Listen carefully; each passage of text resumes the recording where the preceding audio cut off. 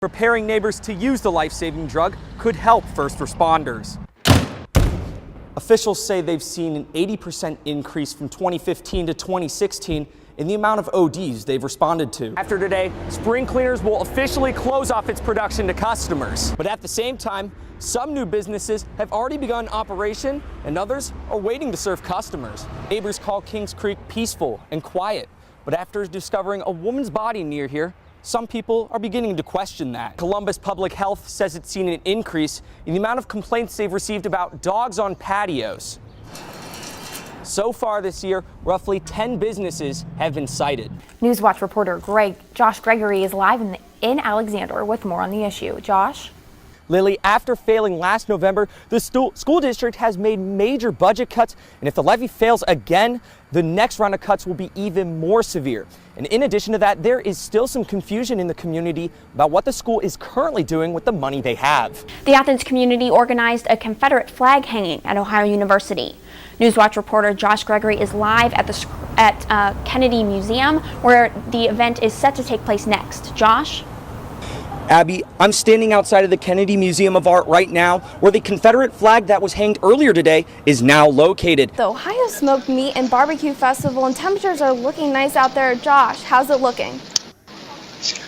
Rachel, I think we both can agree that it's beautiful out tonight. A perfect day for the 21st Ohio Smoked Meat and Barbecue Festival, and it's a great time for people to enjoy some good food and some good company. And that's exactly what about 500 people did today and what another 1,200 plan to do tomorrow.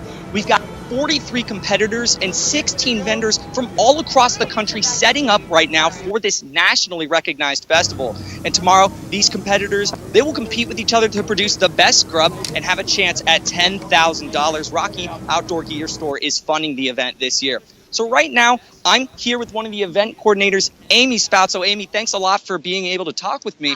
So my first question is, talk to me a little bit about what's been going on today. Okay, well today we started about 6 o'clock in the morning. Newswatch reporter Josh Gregory was one of the first on the scene and has been following this story since it broke.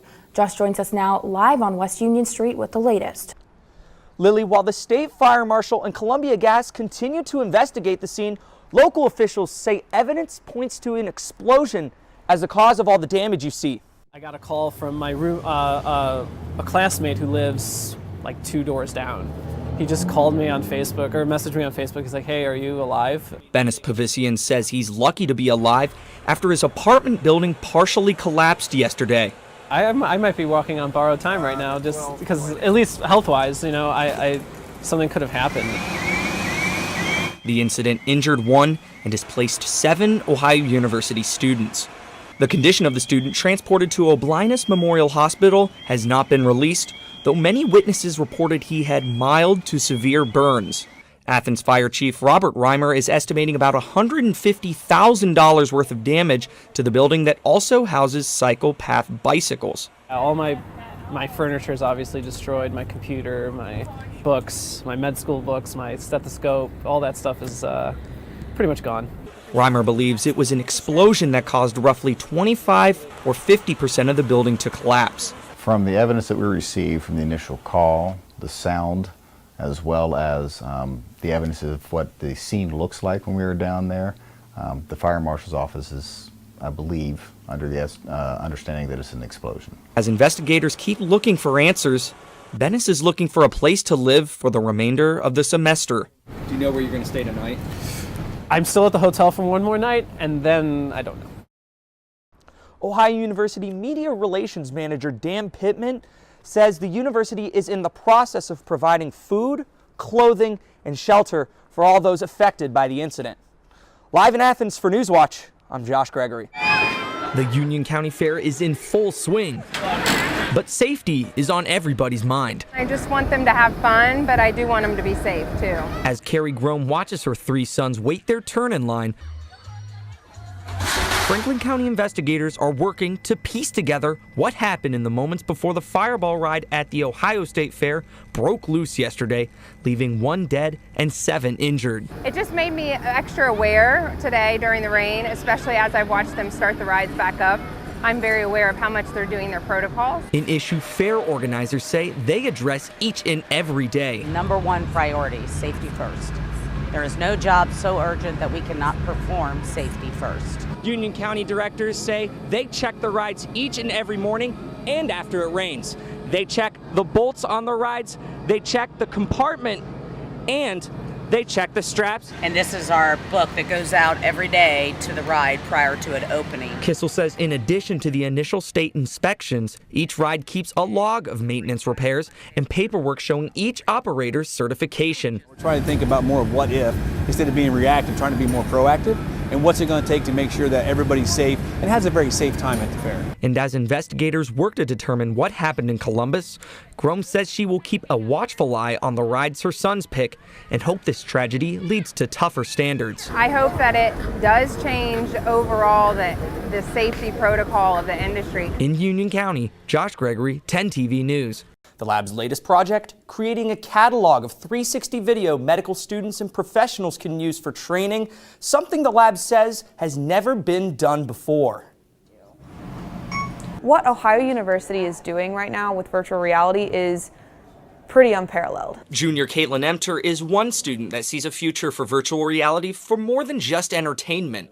She, along with other students at Ohio University's Game Research and Immersive Design Lab, or GRID Lab, are looking at using the cutting-edge technology to help those in the medical field.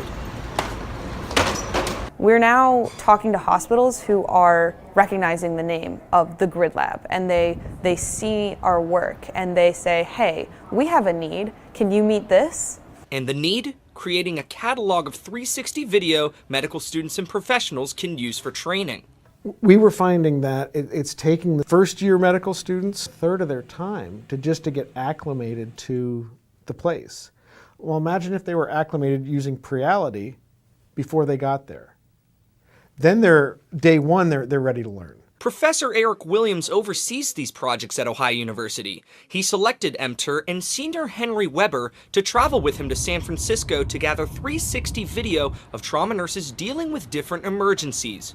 Basically what we're doing for the hospital is we are going into their trauma center and we are creating a virtual reality database that they can use for training purposes. But we're looking at collecting maybe 7 stabbings, a couple gunshots, a car accident or 2, bike accident or 2. Now they are editing the videos that the hospital will use to train trauma nurses.